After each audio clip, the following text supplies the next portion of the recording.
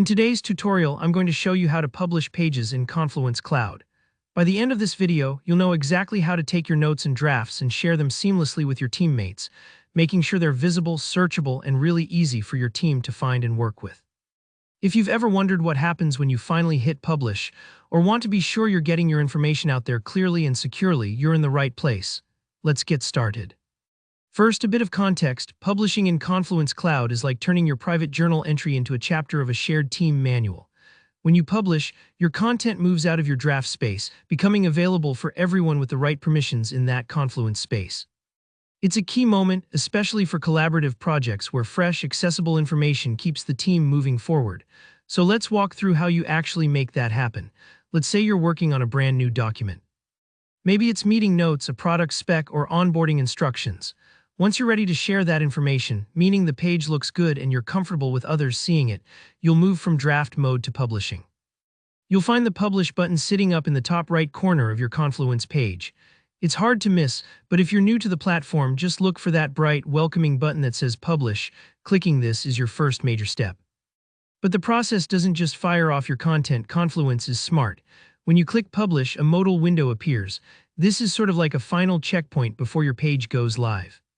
Here, you can confirm the parent page where your content will live. Think of this as shelving your document in the right section of a well-organized library, so your teammates always know where to find it. You can set or review any access restrictions, too. This is really valuable if you're working on sensitive information and want to make sure only certain people can see or edit the page. And you'll also be able to add version comments. These are little notes to your teammates or even your future self, explaining what's new or changed in this version. It's especially handy when many people are collaborating and you want everyone on the same page, literally. Now, what if you're not working with a draft but updating an existing page? No problem, the process is almost identical, but the button will now say Update instead of Publish.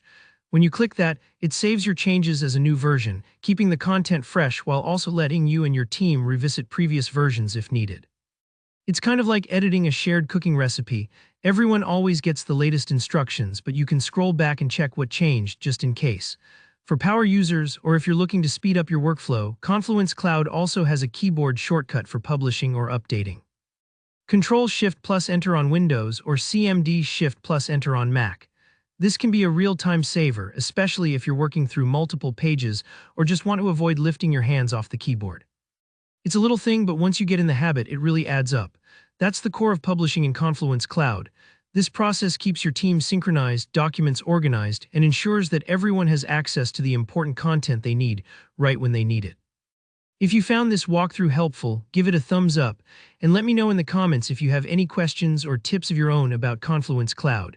Don't forget to subscribe for more clear, practical tutorials just like this. Thanks for watching, and I'll see you in the next one.